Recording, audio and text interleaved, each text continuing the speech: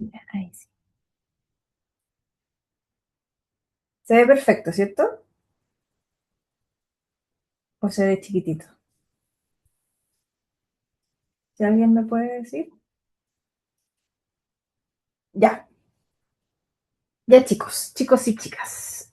Em, Como les decía, hoy día fui a ese congreso que fue como que me mantuvo así como pensando todo el rato en cómo nosotros gestionamos nuestro patrimonio, cómo conservamos nuestro patrimonio, pero yo creo que lo más importante es cómo nosotros reconocemos el patrimonio. Eh, y ya poco a poco nos vamos acercando a esta definición y hemos trabajado las dos primeras clases sobre el concepto de cultura. Partimos desde una concepción muy antropológica. A la clase pasada trabajamos todo lo que es la construcción social del concepto de cultura. Hicieron, la mayoría de ustedes hizo su tarea, la estuve revisando y estuvo muy buena porque la encontré interesante cómo ustedes a partir de este curso y el texto pudieron ir entregando sus propias reflexiones al respecto. Este es un curso de alta aplicación, chiquillos, o sea, yo no pretendo que ustedes aprendan las definiciones literales, ni que tampoco ustedes les diga qué dice Taylor, qué dice Bohan, qué dice, no sé, Stuart Mill. No, a mí no me interesa eso, a mí me interesa que ustedes sepan diferenciar cuáles son las definiciones que hay de cultura y cuál es la que nosotros trabajamos y cómo yo eso también la llevo a un ámbito más bien práctico, a un ámbito de trabajo cuando ustedes, si es que quieren seguir trabajando en el área, pueden entenderlo o a veces como cultura general, cuando uno a veces escucha las noticias, cuando interactúa con otros profesionales, poder identificar desde dónde me está hablando. Yo siempre hablo y les digo a mis estudiantes que existe un concepto que a mí me gusta mucho, que es el concepto de lugares de enunciación. Que estos lugares son, ¿de qué me habla? Porque si yo le hablo, por ejemplo, a un médico, él me va a decir, no, la cultura la va a entender de otra manera, un biólogo, por ejemplo, o un etólogo. En cambio, en antropología o en patrimonio también nosotros lo entendemos de una manera. Dicho esto, partimos con, en el fondo, el concepto de identidad. Y el concepto de identidad, nosotros los trabajamos eh, no solamente desde el punto de vista como, ni de la psicología, ni desde la filosofía, pero parte de ahí. Eh, ¿Por qué? Porque en el fondo estamos siempre en esta conjunción entre la identidad individual y la identidad colectiva. Muchas veces se cruzan, muchas veces se oponen, o está esta pregunta de quién da origen a la otra, si la identidad colectiva da origen a la identidad individual o la identidad individual a la colectiva. Entonces yo les voy a hacer una pregunta. Eh, Primero, ¿qué entienden ustedes por identidad? Primero no vean esta lámina, eh, porque esta lámina se refiere un poco al principio, eh, a la definición ontológica del concepto. Si yo les digo identidad, ¿cómo lo podrían definir ustedes?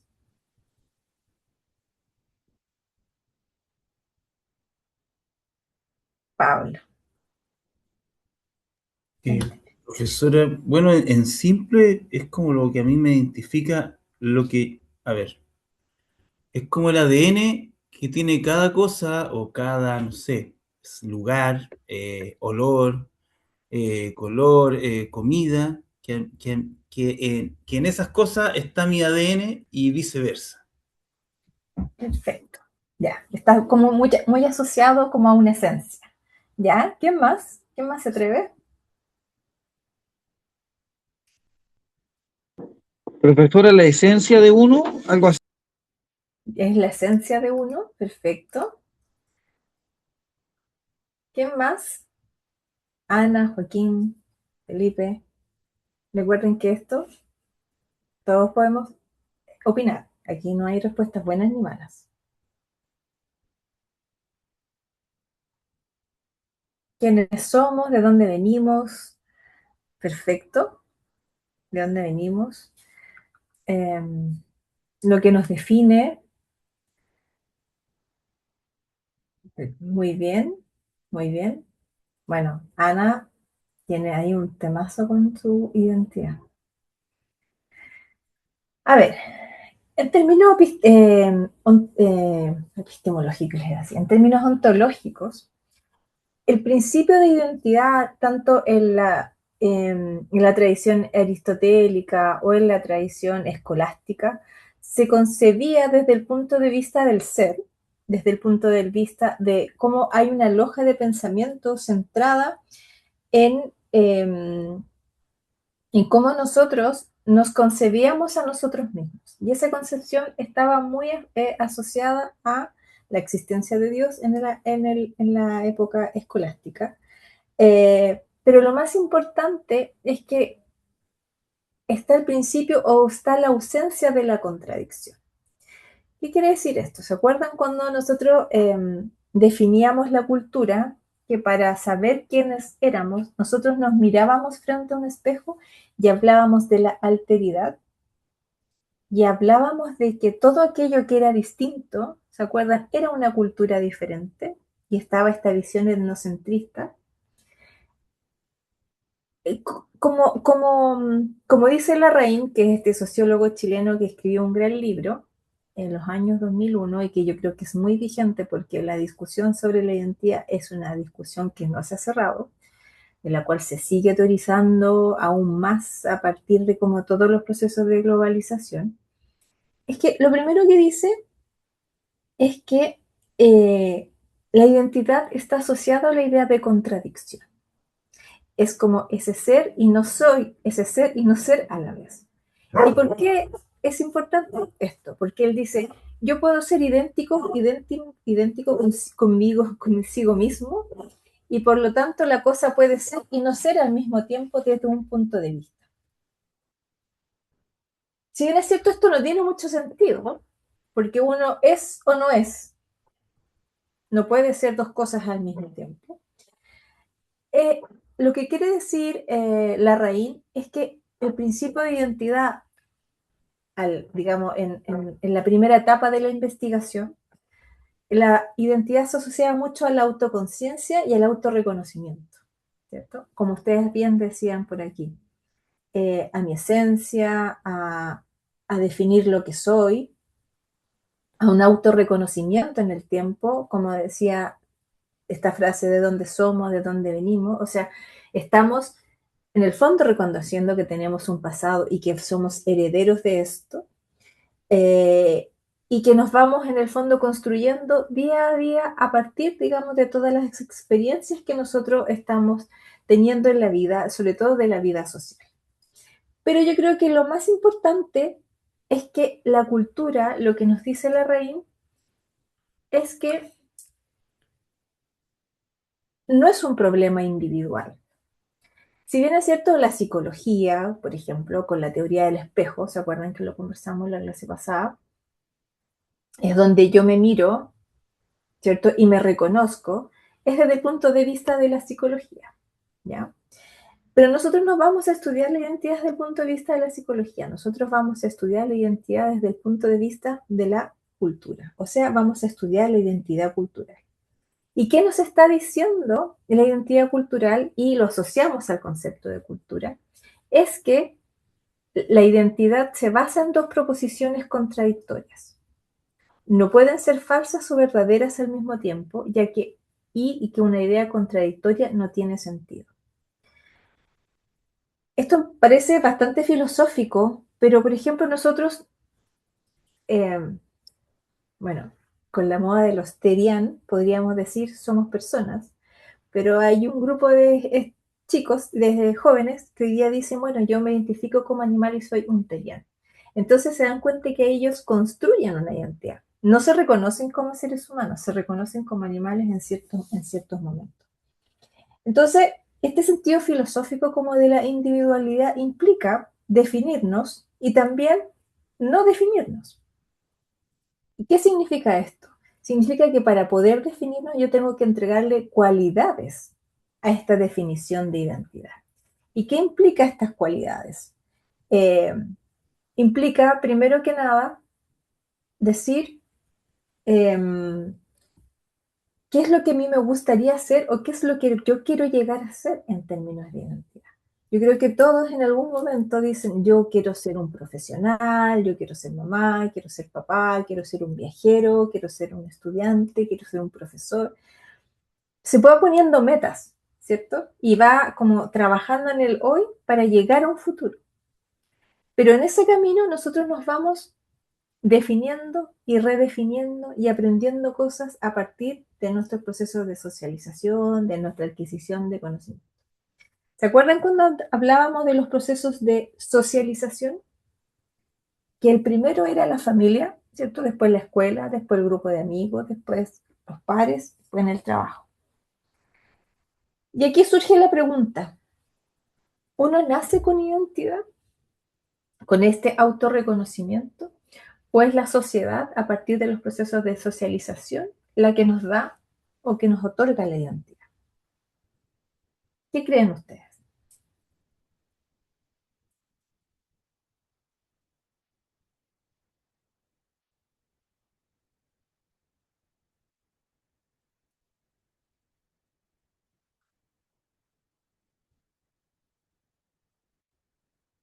Pablo. Creo, o sea, pienso que es como un intercambio a lo mejor, ¿no? Como que uno inserto en la sociedad recibe ciertos presupuestos, ciertos contenidos a través de la educación, de la sociabilización misma, recibe identidad, uno la acepta o no, uno se identifica con X cosas y rechaza otras, y también uno va como filtrando, depurando esas identidades. Exacto, exacto.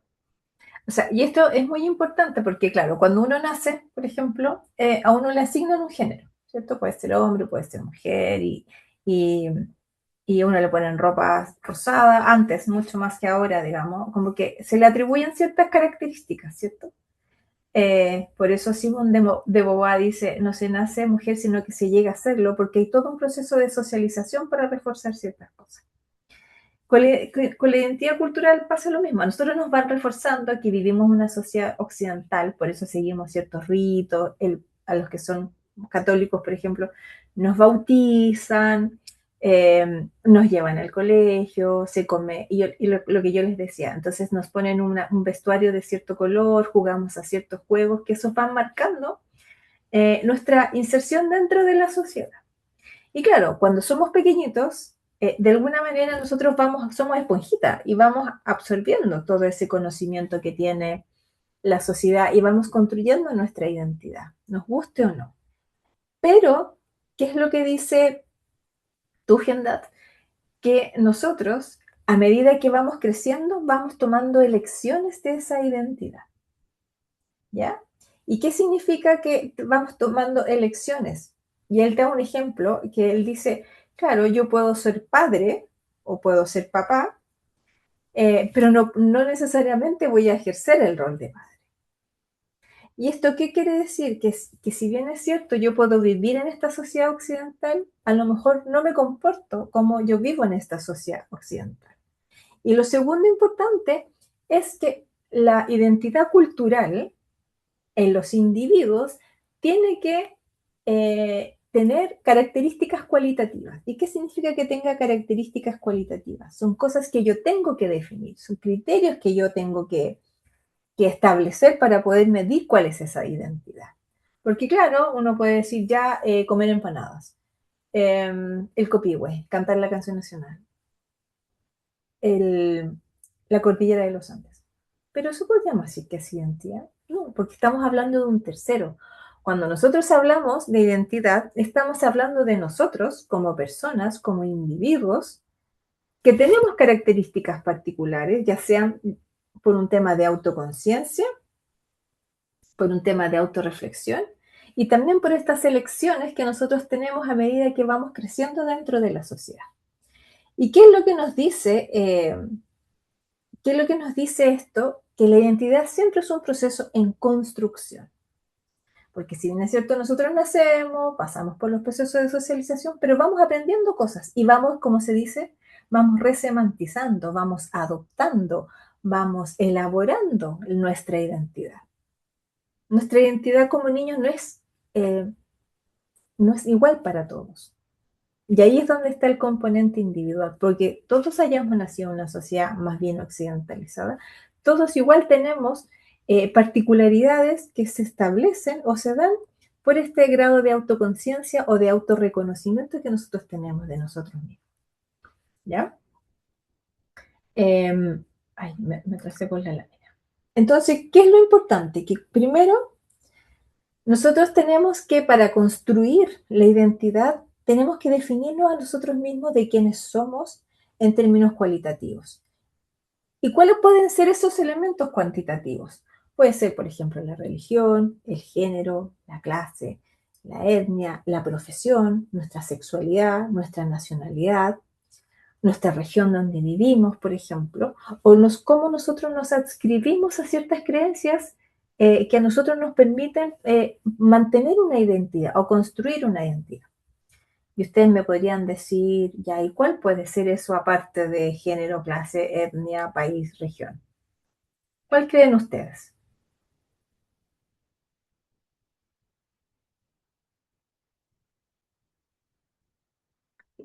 Les doy una pista. Los clubes de fútbol. ¿Pueden construir parte de una identidad?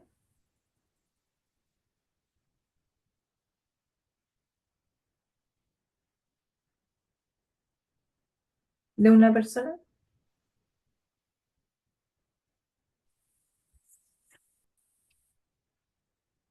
¿Qué creen ustedes?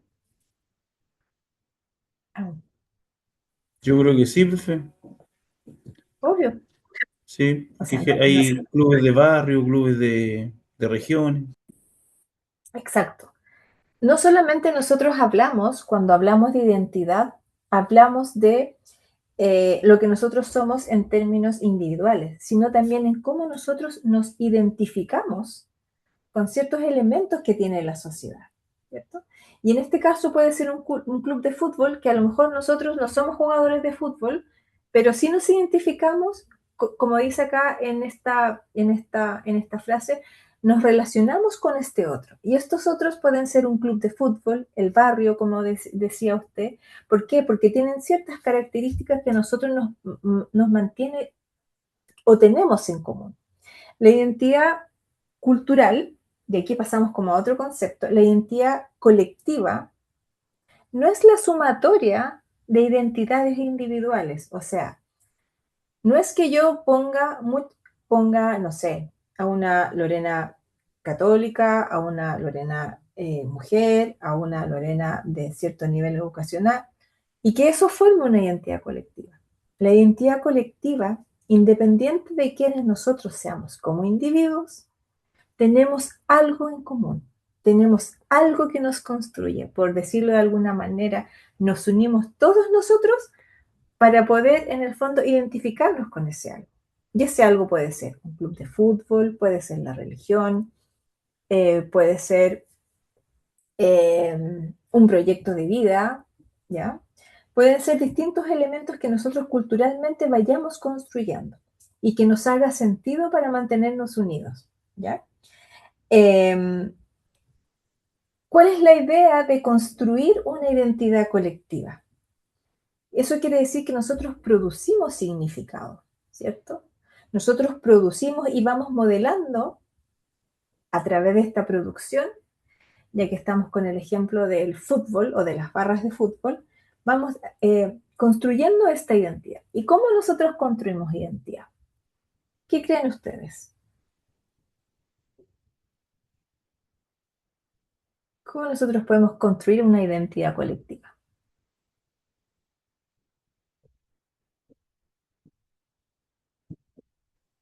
Con intereses o valores comunes. Exacto, con intereses, valores comunes, vamos creando significados, ¿cierto? Vamos creando signos o símbolos. Y aquí hay un elemento importante, o el primero de los elementos, que cuando uno construye esos símbolos, uno necesita materializarlos, ¿cierto? ¿Qué significa materializarlo? Ya, si yo soy del club de fútbol A, lo primero que yo mando a hacer es un club. Un club es una camiseta, ¿cierto? Que dice A. Entonces estoy creando algo material, o sea, algo tangible, para decir yo pertenezco a ese club A. Entonces, uno de los elementos importantes dentro de la construcción de la entidad colectiva es que se compone uno de 13 elementos. Y este primer elemento, que lo dijo James en 1890, es que nosotros producimos objetos materiales que caracterizan a nuestra identidad colectiva. ¿Qué elementos materiales creen ustedes que a nosotros nos caracterizan desde el punto de vista cultural? Es cosa que nosotros nos miremos a nosotros mismos hoy día. ¿Qué creen ustedes? Les di el ejemplo de la camiseta. Nuestra ropa, por ejemplo, profe. Nuestra ropa, nuestra ropa. Cuando yo me caso, por ejemplo, un elemento material que representa el matrimonio, por ejemplo, puede ser el anillo, ¿cierto? Y eso marca una identidad. Pasó de soltero a casado, pero es una tradición que la tienen todas las personas que deciden contraer matrimonio, ¿ya?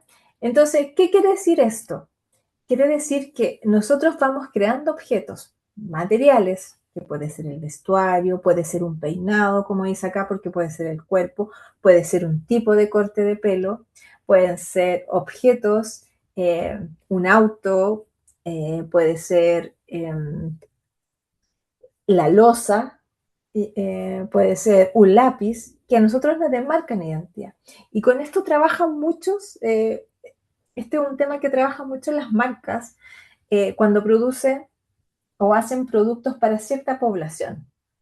Nosotros sabemos, por ejemplo, que los que somos un poco más adultos no nos vamos a ir a comprar una polera de un lolo de 18 años, porque son culturas e identidades colectivas diferentes, ¿cierto? A lo mejor hay gente que sí lo hace y le queda bien, que es lo maravilloso.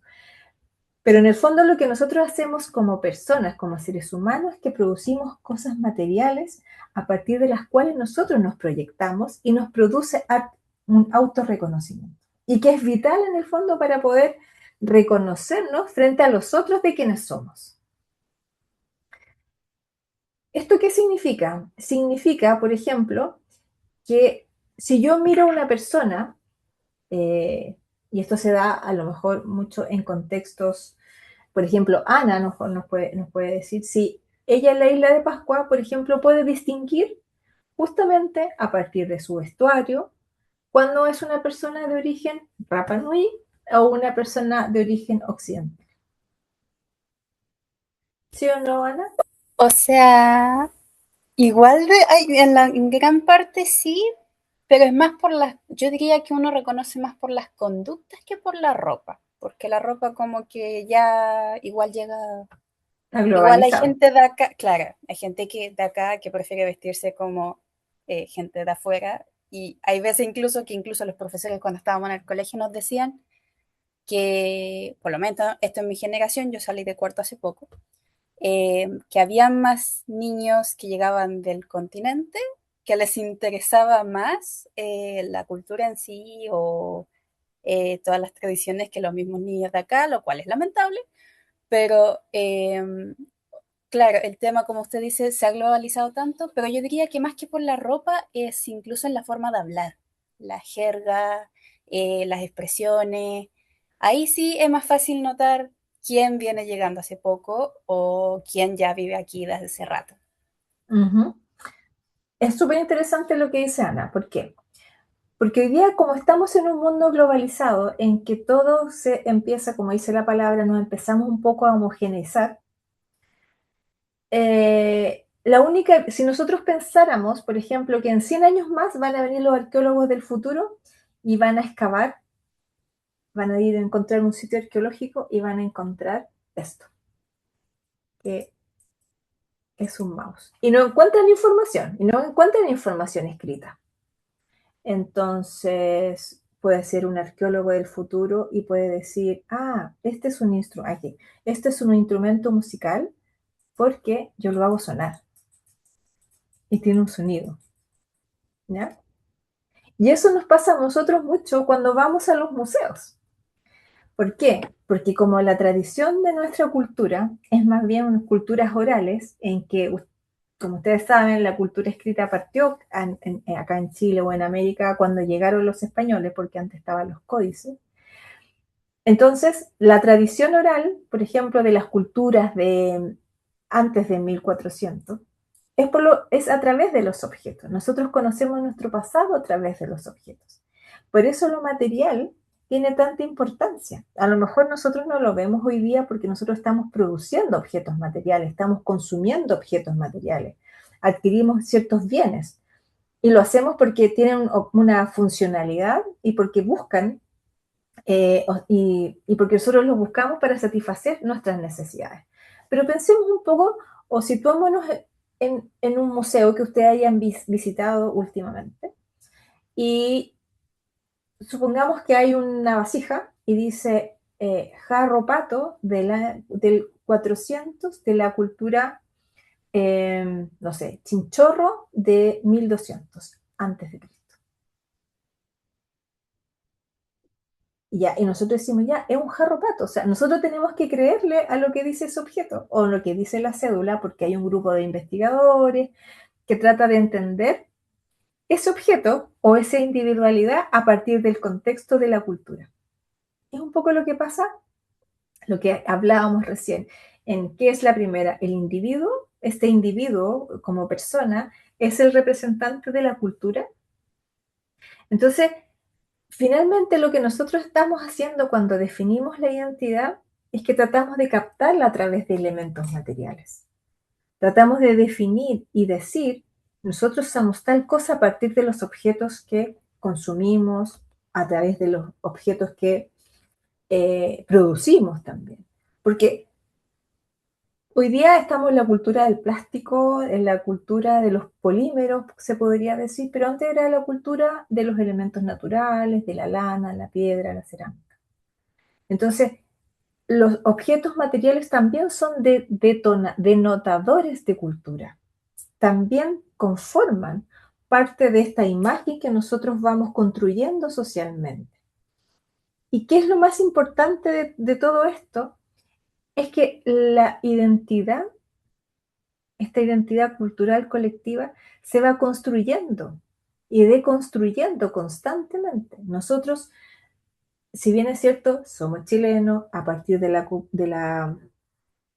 la globalización vamos adquiriendo, como decía la compañera, nuevos lenguajes, otro tipo de vestuario, en que todos somos los mismos, pero seguimos siendo o Rapa Nui, o Aymara, o chilenos, o cahuesca, dependiendo del lugar donde uno viva.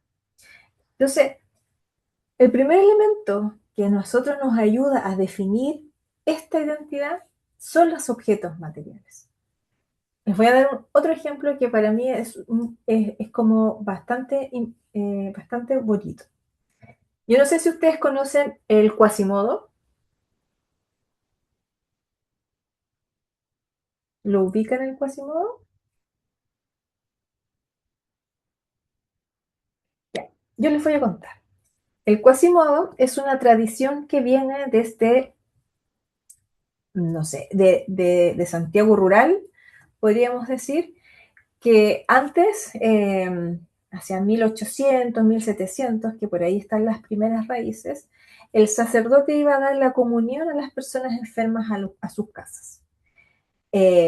Pero como era tan alejado, a veces se demoraba un día en viajar a poder darle la comunión a los enfermos.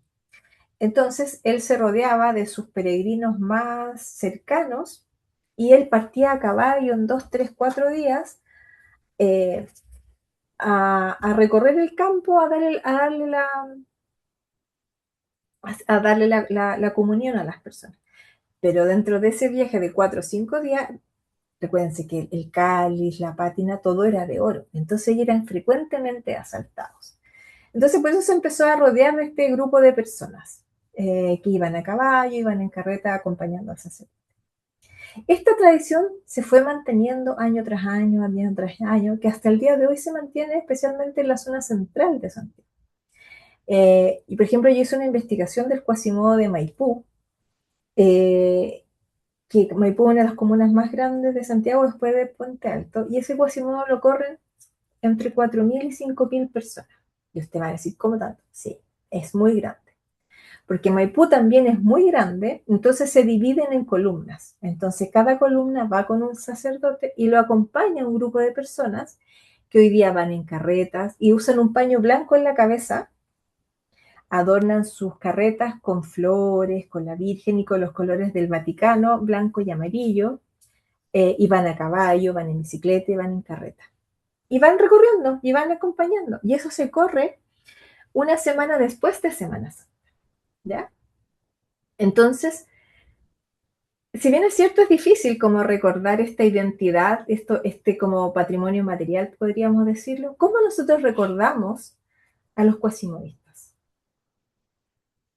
Cuando, por ejemplo, se produce la protección del Quasimodo, a través de sus paños que usan en la cabeza, a través de una capa que se ponen, a través de los dibujos que hacen de sus familias, porque además es algo que se va de generación en generación conservando esto. Entonces, si bien es cierto, las personas van falleciendo a medida que avanza el tiempo, nosotros nos quedamos con ese objeto material. Y ese objeto material, ese paño que va en la cabeza, esa capa que distingue un color, nosotros, por ejemplo, vamos a un museo, lo podríamos ver y podríamos decir, ah, este objeto es de un cuasimodista. Entonces, de lo que se trata es que la identidad también se manifiesta en lo material, en objetos, en cosas, que son tangibles. ¿Y por qué hago harto hincapié en esto? Porque finalmente nosotros lo que estamos protegiendo y lo que vamos a conocer más adelante en las clases posteriores, justamente es el patrimonio material. ¿Y por qué lo llamamos patrimonio? Porque es un legado que nosotros vamos teniendo de nuestros antepasados o que vamos reconociendo hoy día a partir de las nuevas concepciones de patrimonio. ¿Ya? ¿Por qué? Porque muchas veces la tradición oral no existe. Y eso pasa mucho, por ejemplo, con los objetos arqueológicos, con los objetos sobre todo de la arqueología más prehispánica, que no tenemos mucha evidencia oral ni material escrito. Entonces nosotros vamos interpretando los objetos a partir de los contextos de estudio. Otro elemento importante de la identidad es esta alteridad o esta relación dialéctica que tenemos con nosotros mismos, porque si bien es cierto, ¿se acuerdan el tema de la teoría del espejo, yo soy y no soy a la vez? A pesar de que seamos todos distintos y que tengamos quizás opiniones distintas, todos internalizamos lo mismo. Todos nos reconocemos a partir de un algo, todos nos reconocemos a partir de estos objetos materiales, ¿ya? Por eso a veces lo material entre comillas, se protege más porque es lo más visible, ¿ya? ¿Y por qué es importante que nosotros trabajemos esta relación dialéctica, podríamos decir, con los otros o con la alteridad dentro de la identidad? Lo primero es que a nosotros nos permite, en el fondo, tener un respeto por la diversidad. A pesar de que nosotros nos identifiquemos todos con una meta común o con un legado común, somos todos diferentes y todos merecemos un respeto y un respeto, digamos, no solamente en términos de nuestras ideas, sino que también dentro de nuestra integridad física. Lo segundo es que con esto eliminamos las barreras de exclusión. Porque si nosotros reconocemos que hay personas distintas a nosotros y las respetamos en esta diversidad, no excluimos. No creamos jerarquías, ¿se acuerdan? Que se derivan mucho del etnocentrismo, en que hay personas que son superiores o personas inferiores, o ¿se acuerdan? Desarrollado versus salvaje. No, a nosotros nos permite con este concepto decir, somos todos iguales y estamos en las mismas condiciones. Y la tercera es que a pesar de que tengamos un proyecto común, tengamos una vida en común, todos tenemos modos de vida y creencias que son particulares a nosotros. Un ejemplo de ello, por ejemplo, puede ser la religión. Puede que yo no sea católica o no sea protestante o no sea musulmán, pero respeto en el fondo sus creencias y sus modos de vida. Y es algo que conversamos en otra clase. ¿Cuál es el límite de eso? La dignidad de las personas. Pero en el fondo, el reconocer que somos distintos y distintas en una sociedad o en una identidad colectiva es tremendamente importante, porque en el fondo a nosotros nos permite conservar este patrimonio. Lo sé. Yo siempre, cuando yo siempre cuento las historias de mi familia cuando hago clase. Por ejemplo, yo tengo 2 niños. Entonces, cuando ellos eran guaguitas, yo les guardé los dientes. Todo el mundo me dice, le guardé los dientes, le guardé sus zapatitos, le guardé su primer traje, le guardé los primeros dibujos. Entonces, querámoslo o no, nosotros también vamos construyendo esa identidad a partir de objetos materiales. Pero, por ejemplo, otras personas le pueden guardar otras cosas y van construyendo una identidad. ¿Y qué pasa con esta identidad individual, a lo mejor de mi hijo? Puede que a nadie más se le haya ocurrido guardar nada de eso. Y en 50 años más, dicen que lo hizo el Museo Histórico Nacional hace como 2 años, hizo un llamado, oiga, necesitamos objetos de los años 80. Y apareció muy poca gente porque nadie guarda sus cosas, nadie tiene la costumbre de guardar sus objetos. Entonces, a lo mejor eso que yo le guardé de la ropita, de los zapatitos, puede ser representativo de cómo se vivió en los años 2014, 2015, la infancia en Chile en esa época. Y a lo mejor otra persona le guardó otra cosa, porque no existe en nosotros, no existe esta conciencia de que nosotros a veces también tenemos que guardar. Para nosotros hoy día son recuerdos, pero quizás en un futuro sea patrimonio. Y esto es súper interesante porque ahí está donde nosotros vamos eh, reconociéndonos en otras personas. Yo me acuerdo que en esta campaña que tuvo el Museo Histórico Nacional hace como 2 años, decía como eh, objetos cotidianos, la exposición era como vida cotidiana, objetos cotidianos. Entonces, por ejemplo, llevaron boletos de micro, que para los que somos un poco más grandes, nosotros nos acordamos que cuando íbamos al colegio te daban un boleto de micro o te daban para los más grandes, un boleto de tal color. Porque hoy día nosotros, por lo menos acá en Santiago, trabajamos o sea, andamos con la VIP o unos pagan con el celular. Son objetos que van desapareciendo. Otros llevaron un cassette, que si bien es cierto, nosotros que creemos que el patrimonio es eso que está muy atrás, los objetos que son subactuales, podríamos decir, de los años 80 a los años 90, también tenemos que guardarlos. Entonces, yo les pregunto, cuando nosotros vamos construyendo colectivamente y guardando colectivamente estos objetos, entre todos vamos creando esta identidad. Yo les pregunto, ¿ustedes han reflexionado sobre esto? Por ejemplo, ¿ustedes guardan cosas? A los que tienen hijos, ¿les guardan cosas? ¿O botan todo? Porque esto es una cultura también de que uno se desecha muchas cosas.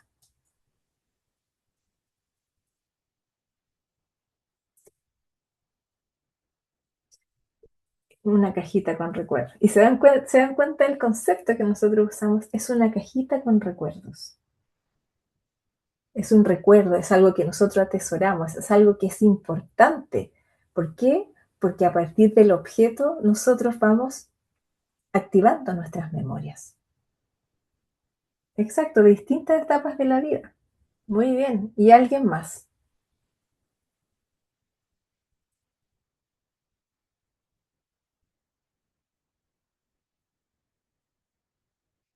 ¿Quién más guarda cosas? O sus padres, cosas de más pequeña, mi hijo, juguetes. Sí, es muy bonito guardar esas cosas, porque son recuerdos, porque a nosotros nos llenan el alma. Entonces, como esa acción tan privada, tan emocional, no es tan particular de nosotros. no es tan única. Claro, para nosotros tiene un significado porque está asociada emocionalmente a una persona, porque conecta emocionalmente a una persona. Pero cuando yo veo ese objeto, quizás en un museo más adelante, yo voy a decir y me voy a acordar de mi hijo. No sé, Pablo en 30 años más va a ir a un museo y va a decir, uy, esta polera, estos zapatos, estos juguetes jugaba mi hijo. Y uno va a viajar en el tiempo, y uno va a rememorar, y uno va a mantener esa alegría de ese momento. Entonces, el objeto, la identidad colectiva se construye y lo colectivo se construye a partir de esto. Ahora, un tercer elemento que compone la identidad es la cultura. Y es la pregunta que les hice al principio. Es como un poco el huevo o la gallina, aunque ya salió el mito. ¿Qué es lo que determina la identidad? ¿La cultura? ¿O la persona va eligiendo o va determinando su identidad? ¿Qué creen ustedes?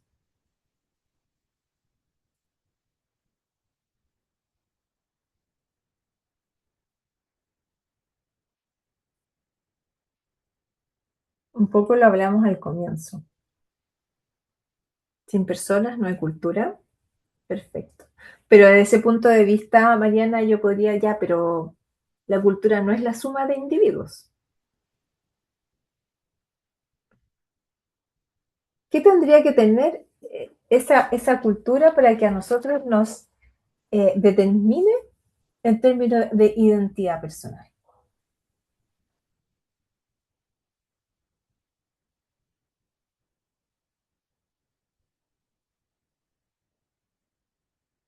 Pablo. Pablo. Algo que nos permita tener como un arraigo, un apego, ¿no? Exacto. Y ese sería el concepto de identificación. Para que nosotros nos sintamos parte de una cultura, nosotros nos tenemos que identificar con ese algo. Nosotros tiene que tener sentido.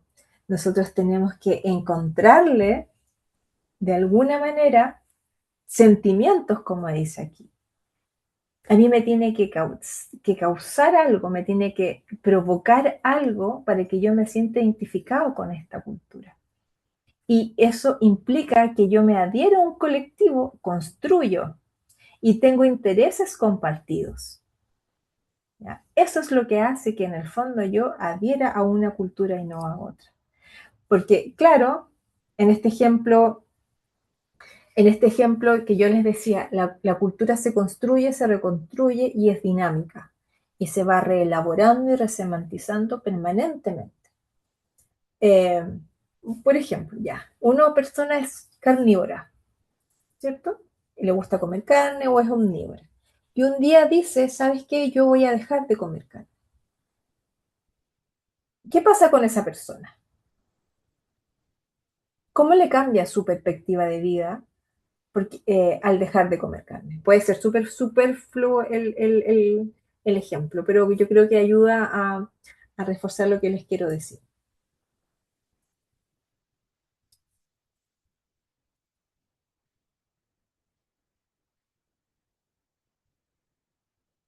¿Qué creen ustedes que pasa ahí? De partida, ¿cierto? Obviamente dejó de comer carne, dejó de ir al carnicero. Digo voy a cambiar mi alimentación, por lo tanto tengo que adquirir nuevos productos y empiezo a descubrir nuevas cosas, empiezo a descubrir nuevas formas de cocinar, porque también ya no puedo seguir cocinando como cocinaba antes. Entonces estoy cambiando ciertos hábitos, ¿cierto? A lo mejor ya me pongo activista social y voy a colgarme de los mataderos de animales porque sufren mucho. Empiezo a darme cuenta cuánto empieza o cuánto contamina este tipo de residuos sólidos. Entonces empiezo a construir y a elaborar y a lo mejor me agrupo con ciertas personas, me meto a un colectivo. Entonces ahí yo voy creando una cultura. ¿Esto qué quiere decir? Que nosotros igual dentro de nuestra gran cultura global, que hoy día es más globalizada que nunca, también podemos tener grupos o subculturas más pequeñas. ¿Ya? Esto no quiere decir que no seamos parte de la nación chilena. ¿Se acuerdan que en algún momento decían, siempre está la duda de qué son los chilenos? Y cuesta mucho como definirlo, porque perdemos esta visión de globalidad al ser tan grande y un país tan diverso como el nuestro. Pero en el fondo, ¿qué es lo que dice Larraín? Dice, al final, la identidad de lo que se trata es pensar una comunidad imaginada.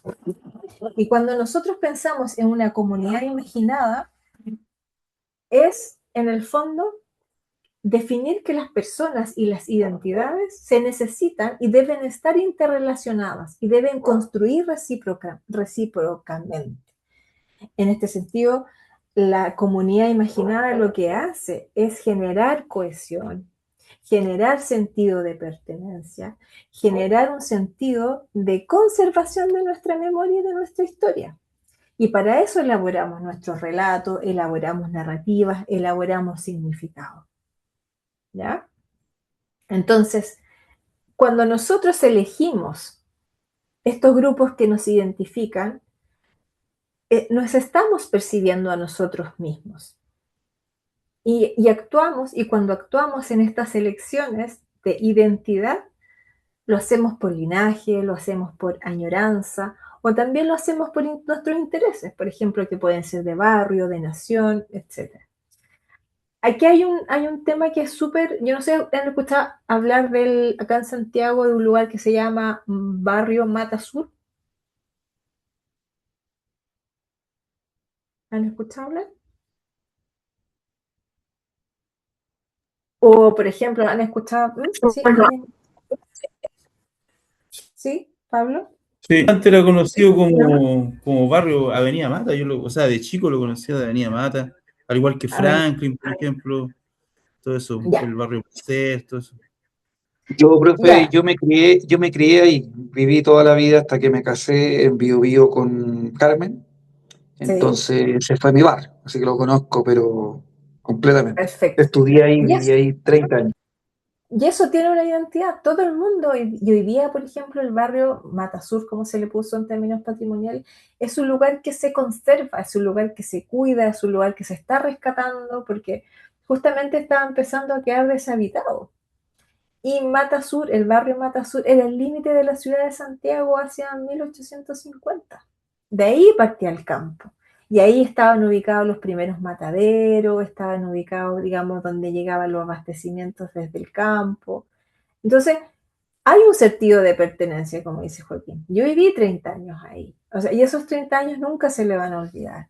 Entonces, si, por ejemplo, si a Joaquín le dijera, oye, vamos a hacer un proyecto de rescate del barrio Mata, y si tiene fotos, las puede traer. Yo sé que Joaquín va a ir con su foto, porque eso en el fondo va a compartir esos intereses comunes, va a compartir eso que lo identifica y se va a reencontrar con personas que eran de su infancia o de su juventud, para poder rememorar esos objetos o rememorar esas historias de ese barrio y decir, pucha, mire que está descuidado, ya pongámonos las pilas y lo vamos a rescatar.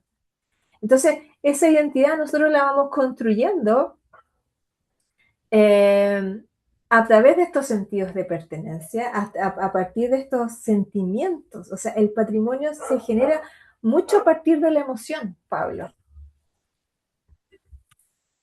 Yo quería comentar algo bien puntual, que es muy, no sé si paradojal o contradictorio, que es, por ejemplo, hay ciertos barrios insignes de Santiago, de la ciudad de Santiago, que son, bueno, que tienen mucha tradición, mucha historia, pero que han sido intervenidos, a mi juicio, de mala manera, por, digamos, un cierto neoliberalismo, un cierto tema de consumo. Por ejemplo, pongo por ejemplo el barrio Italia, que en los años 90 y finales del 2000 era un barrio, que era, por ejemplo, había muchos anticuarios, muchas tiendas de anticuarios en Avenida Italia, con Conde, Sí, en Girardi. Yo viví por ahí mucho tiempo, o sea, nací, me crié ahí en Ñuñoa, en Salvador Colina Raza, y eso queda como a 3 4 cuadras por ahí.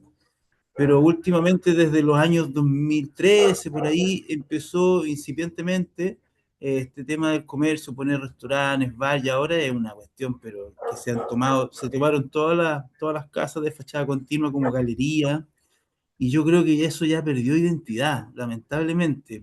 Hay gente que le gusta mucho ir para allá porque es como un Bellavista de antes, o no sé, antes tipo Barrio Suecia o una cosa así. Pero yo cada vez que voy, hace mucho que no voy porque ya pasar por ahí me duele Le da mucho, lata. sobre todo porque ya no es mi casa de infancia.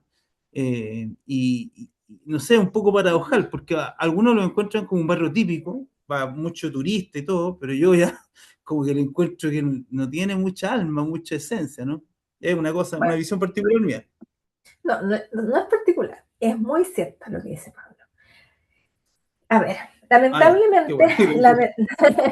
lamentablemente hay un fenómeno que a veces pasan por moda, pero también pasan por...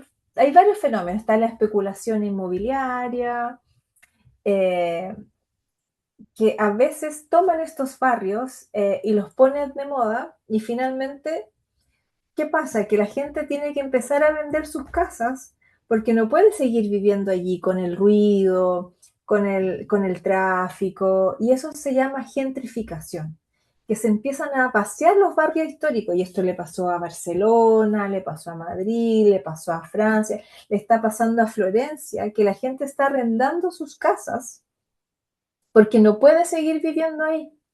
Entonces, ¿por qué? Porque suben las contribuciones, porque sube el ruido, sube la contaminación, la cantidad de gente. Entonces, ese fenómeno se llama gentrificación y ese es un turismo que es poco respetable con el patrimonio. Y al final, ¿qué pasa? La gente tiene que dejar su lugar, su espacio, y esos lugares dejan de tener identidad. Y este es un fenómeno que es como uno de los conflictos que tiene el patrimonio, porque por un lado queremos conservar el patrimonio, pero no lo queremos conservar como viven las personas de ese barrio o como las personas que vivieron en ese barrio. Se quiere conservar a partir de la moda, la especulación inmobiliaria, a partir de gente externa que llega a ese lugar. Y eso implica que suben todos los costos de ese barrio y esto es muy común que, porque finalmente la gente que se queda en los barrios es la gente de más edad, de más adulta en el fondo. Y no tienen los recursos para pagar contribuciones, por ejemplo, pagar arriendos altos, o ellos quieren vivir tranquilos. Entonces se produce un vaciamiento de la ciudad de Santiago. Yo no sé si ustedes se acuerdan que en los años 2000 más o menos, se autorizó en Santiago Centro aumentar la altura para que se volviera a ocupar Santiago. Santiago en un momento estaba vacío, porque la gente, todo se convirtió en galerías, en estos edificios que se reciclaron como mall, como un poco más a pequeña escala, pero no vivía gente en Santiago, el fin de semana eran espacios vacíos.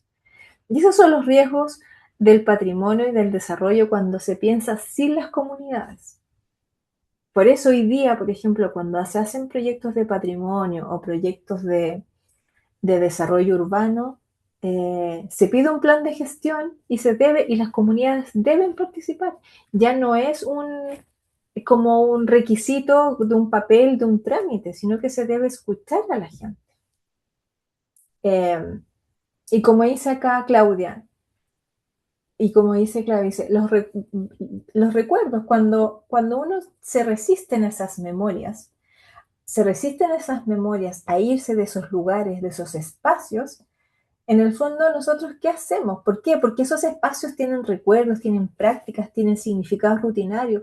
La rutina que nosotros hacemos todos los días, si nosotros a lo mejor la quisiéramos patrimonializar, como se dice, nosotros podríamos reconstruir la identidad de la gente, de las personas, la identidad colectiva de las personas, que todos los días la gente se levanta a tal hora, toma tal micro, llega al paradero y la gente como que ya del paradero lleva años tomándola y se conoce y se hace amigo.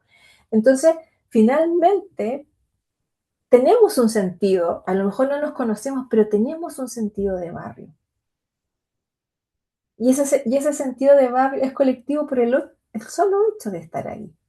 Entonces, siempre esta dicotomía, queremos desarrollo, perfecto, queremos desarrollo, pero queremos mantener nuestro barrio, queremos mantener nuestras tradiciones, queremos mantener nuestra tranquilidad, y es algo que le pasa mucho a Valparaíso, por ejemplo, este último tiempo. La declararon patrimonio de la humanidad, pero el barrio se vació. Eso que era algo tan rico, porque empezó a llegar tanto turista, que finalmente se hizo desbordable el tema de la basura, el tema de, obviamente, la basura, la cantidad de gente, la prostitución, aumentó demasiado. No hay planes de manejo. Y eso es algo que recién, entonces Chile tiene más de 1.500 monumentos históricos nacionales y existen solo 7 planes de manejo aprobados por el Consejo de Monumentos Nacionales. Entonces, es como nosotros por esto este curso se llama Herramientas para la Gestión del Patrimonio, es como nosotros, esos recuerdos, esos barrios, esos objetos materiales, esta identidad colectiva, nosotros la gestionamos de manera conjunta, de manera armoniosa, respetando a las personas, porque finalmente el patrimonio está en las personas, el patrimonio está en los seres humanos, independiente que los objetos quizás quieran hablar por nosotros mismos. Uy, ¿qué hora? Yo me embalo hablando. Ya, me queda tiempo. Me quedan un montón de lápiz. Bueno, esta clase yo la preparé hace mucho tiempo y yo no sabía que Habermas iba a fallecer la semana pasada. Pero Habermas dice algo muy bonito. La identidad no es algo ya dado, sino que también y simultáneamente es nuestro propio proyecto. Y yo esta frase yo la encuentro notable. Porque la identidad no es que a nosotros nos la den cuando nacimos. Si bien es cierto, hay algo, hay un resabio, es nuestro propio proyecto, porque la identidad se construye día a día, a partir de lo que aprendo, a partir de lo que comparto, a partir de lo que adquiero, incluso a partir de nuestro consumo, a partir de lo que escribo, de lo que genero yo como persona. Por eso es muy bonito, nuestra identidad es nuestro propio proyecto. Es como una meta. ¿Cómo quiero ser yo? Porque yo digo, ya, yo en 10 años más quiero ser tal cosa. Y yo voy, en el fondo, trabajando para hacer mi propio proyecto. Hago una cosa, para llegar a esto tengo que hacer esta otra cosa y todo lo demás. Entonces, muy bonito. Por eso la identidad, cuando uno dice, ¿y qué es ser chileno hoy día? Porque es tan difícil. Y yo digo, es lo que somos hoy día. Es como nosotros lo queramos definir. ¿Por qué? Porque, digamos, la época gloriosa a los futboleros, la época gloriosa de la selección chilena, cuando ganó la Copa América, en el 2014, ¿qué año? No me acuerdo, 2015. Época gloriosa, chilenos. Nunca se había vendido en la historia de este país la polera de la selección chilena. Nunca. ¿Por qué? Porque todos nos sentíamos muy identificados con el ser chileno y cantábamos el chileno del corazón, con Salas, también Francia 98 y todo lo demás. Pero teníamos un proyecto común. Y ahora decimos, no, ahora no, porque ya no nos identifica. Claro, hay problemas de cohesión social, ¿sí? Y puede que esté no por el patrimonio y no por la identidad, sino como factores políticos, sociales y ideológicos quizás.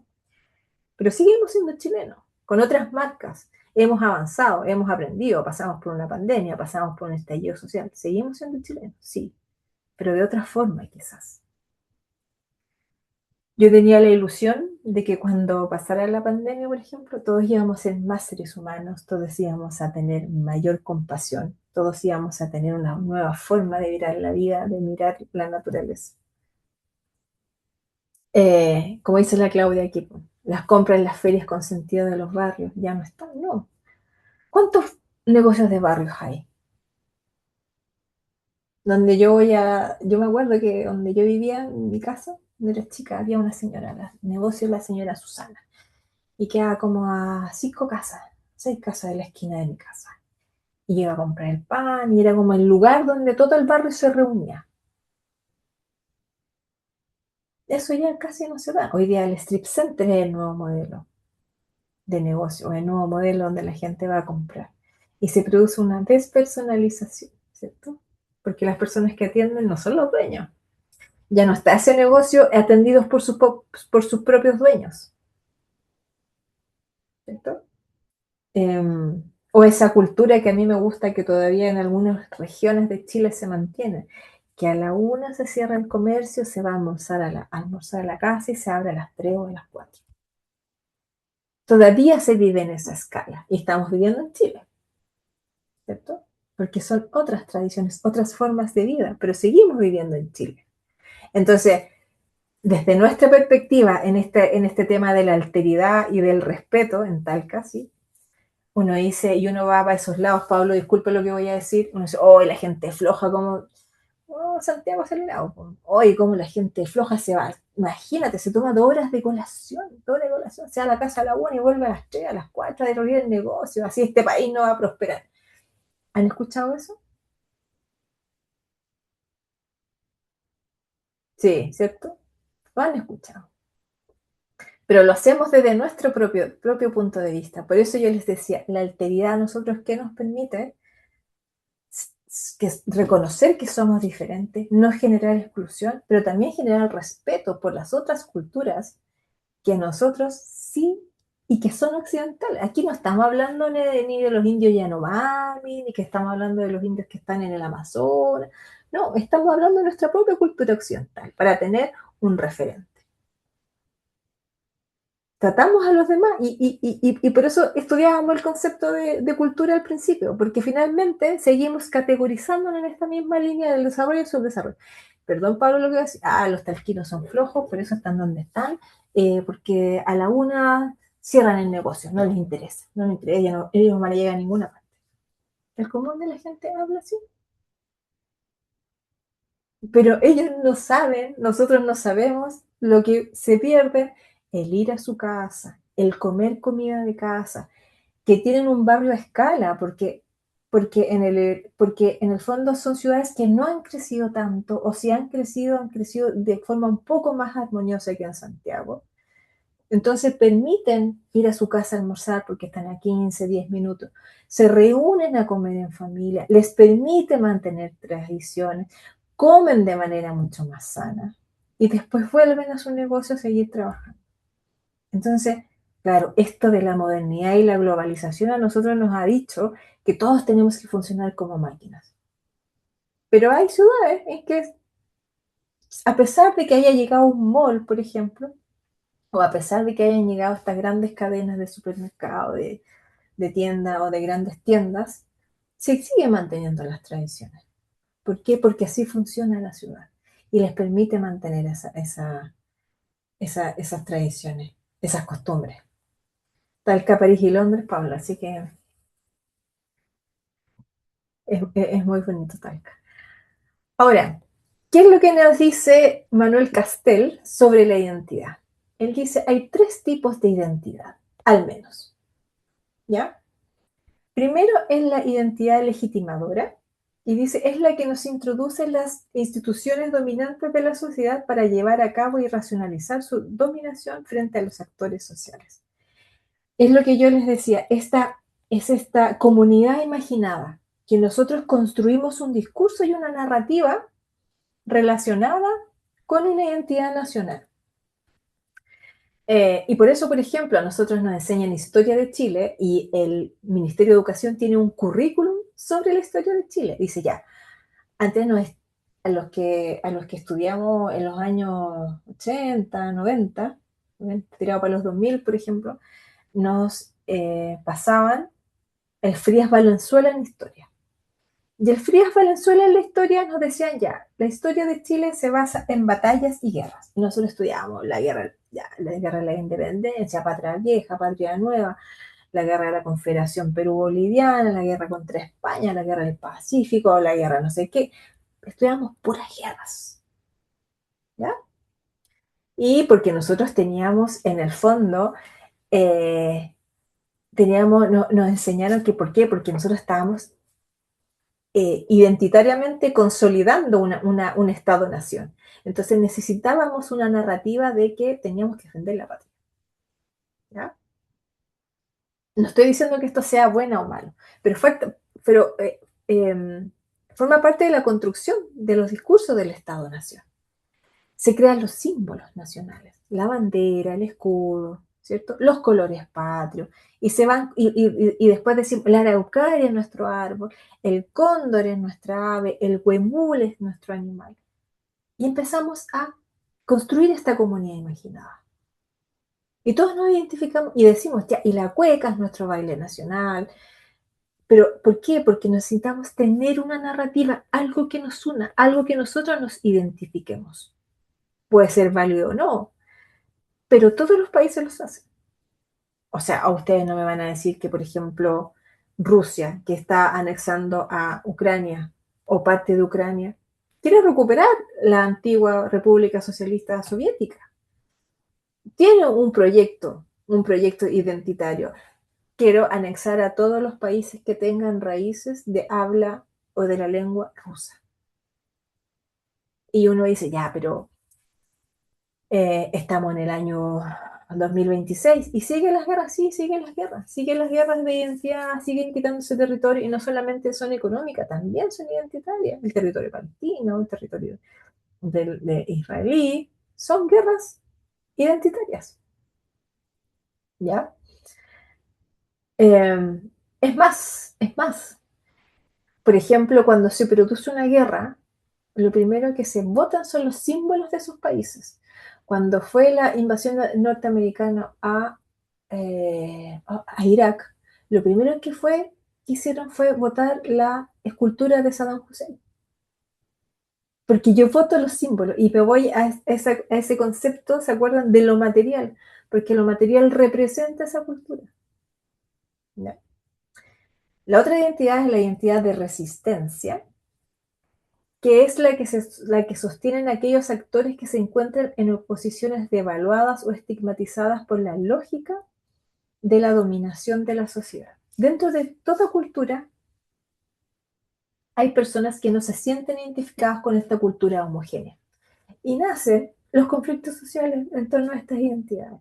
¿Y cuáles serían nuestros conflictos sociales en torno a nuestra identidad? Por ejemplo, en Chile, nuestros pueblos indígenas. Porque no siempre fueron reconocidos o no siempre han sido reconocidos en esta homogeneidad. Y por eso en algún momento se habló de que somos, querámoslo o no, somos un país multicultural. ¿Por qué? Porque geográficamente además somos muy diversos. Entonces surgen estos grupos sociales o estos grupos culturales que se oponen a esta identidad nacional. Pero finalmente también es tan paradójico que estamos viviendo una sociedad globalizada y lo queramos o no, vamos incorporando, y eso lo vamos a ver después en los fenómenos de la cultura, vamos incorporando elementos de ambas culturas. Para la compañera que vive en San Pedro de Atacama, ahí vemos el hibridismo cultural de los españoles y los indígenas en todo su esplendor. Y se incorpora de una manera u otra. Y estamos incorporando a través de la alimentación, a través del lenguaje, a través de expresión, a través de la construcción. O sea, hay miles de formas en que nosotros finalmente vamos incorporando de una cultura a otra esas identidades otras, como decimos nosotros. Y existe otro concepto que es la identidad de proyecto, que de alguna manera lo conversábamos. Y se refiere cuando los actores sociales construyen una nueva identidad que transforma su posición en la estructura social y en consecuencia busca la transformación de la sociedad en su conjunto. ¿Qué significa esto en el fondo? Cuando nosotros nos enfrentamos, por ejemplo, a fenómenos sociales que son súper complejos, después del estallido social, y aquí no voy a entrar en política, solamente lo quiero ver desde el punto de vista de la cultura, nosotros teníamos ciertos valores, nosotros valorábamos ciertas cosas, ¿cierto? Pero ahí surgen como nuevas identidades que estaban invisibilizadas, y nosotros era cosa de ver, así como del punto de vista sociológico, las marchas. El grupo animalista, el grupo de los enfermos, el grupo de las personas indígenas, el grupo de las personas que pueden ser, que se adhieran a otra identidad quizás más local. Pero nosotros vemos identidades que se están construyendo y reconstruyendo y no dejan de ser chilenos, solamente que van creando su propia cultura. van generando sus propios elementos culturales para poder identificarse. El problema de eso es que a veces esta construcción hegemónica de una identidad no deja ver a las otras microidentidades y se producen los procesos de exclusión y de desigualdad en torno a las identidades. Entonces, cuando eso pasa, hoy pero creo que me estoy pasando, pero estoy terminando, chiquillos, ¿ya? Cuando eso pasa, se crean los conflictos. ¿Y cuáles son esos conflictos intergrupales que suceden dentro de las identidades? Tenemos por un lado los estereotipos, ¿cierto? ¿Por qué? Porque cuando, yo no sé si han escuchado a veces lo típico, estos artistas o estos embajadores que vienen de Suiza, no sé qué, creen que nosotros todavía vivimos ahí arriba del árbol. Pues, oh, y uno lo lee en el diario y dice, no sabíamos que Santiago era una ciudad tan moderna. ¿Por qué? Porque existe un estereotipo. Latinoamérica. Creen que, y los prisioneros tienen una canción. Latinoamérica, un país al sur de Estados Unidos, o cuando dicen maldito Sudaca. Porque esta visión etnocentrista que tienen los europeos piensan que todos nosotros todavía andamos caminando arriba o colgándonos arriba de los árboles. También se producen situaciones de discriminación, como les decía, en que este es el patrón, y esto pasó mucho en la Alemania nazi, en que este era el ideal del ser humano, alto, rubio, y todas las personas que fueran distintas, son diferentes a mí, yo las discrimino.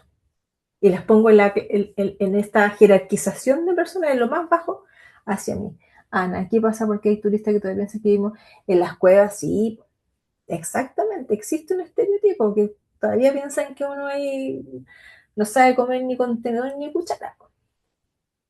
También existen los prejuicios. ¿Y por qué suceden los prejuicios? El prejuicio surge a lo desconocido, en no querer interactuar. Y aquí es donde el concepto de identidad es clave. Si yo veo un grupo, ya, a los Terian, que están de moda ahora último, y yo los veo y digo, ay, esos están locos, dice uno, ¿cierto? Estos están locos, estos no cachan nada, y cómo se creen animal. A lo mejor si uno se diera el espacio de poder conversar con ellos, a lo mejor tienen razón.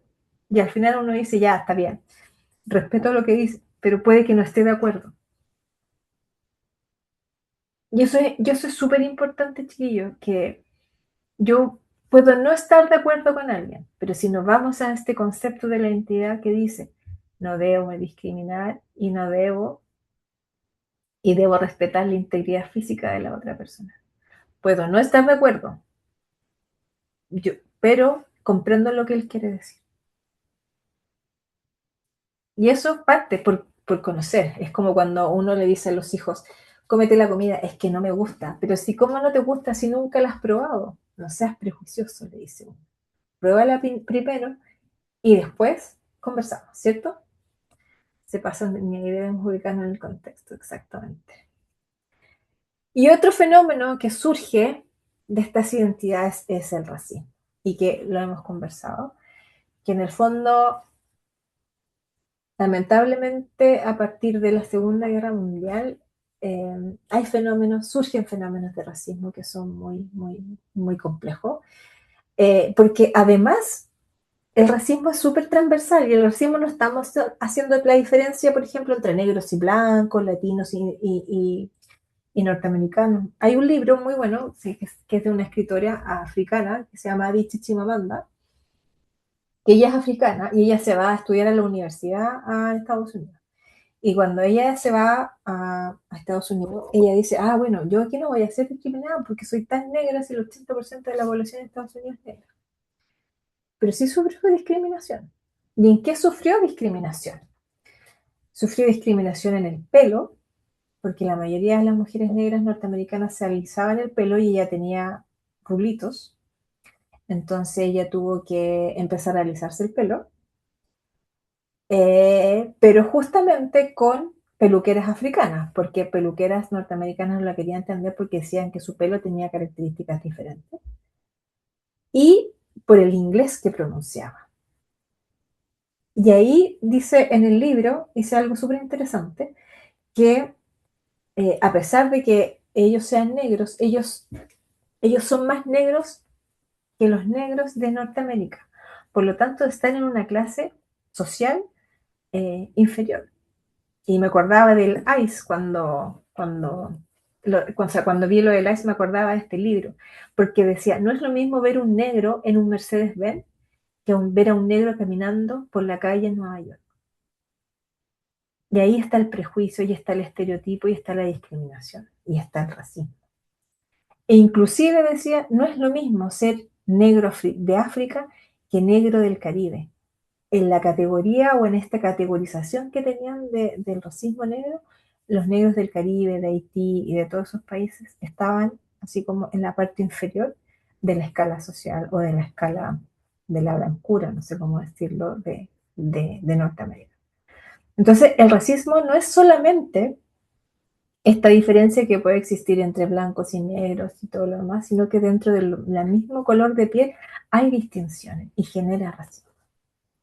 Y eso está presente en nuestra sociedad y Chile es un país racista, lo queramos o no, lamentablemente. Y eso, chiquillos, creo que ya hablé mucho porque como que tenía ganas de hablar. ¿Alguien tiene una duda? ¿Tiene una pregunta?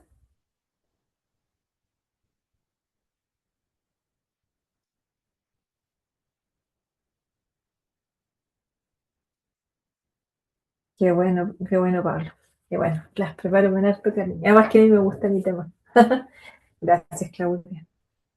Les voy a habilitar la PPT porque yo les habilito la PPT. Me voy a proceder, se las voy a dejar ahí porque está, yo se las bajo en PDF para que la puedan tener.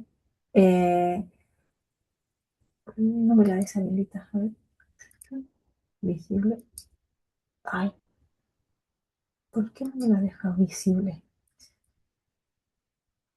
Chicos, yo les dejé un link de una como de bibliografía. Si bien es cierto, no es la bibliografía obligatoria del curso, es bibliografía complementaria que ustedes pueden revisar. Voy a parar la grabación para decirles esto.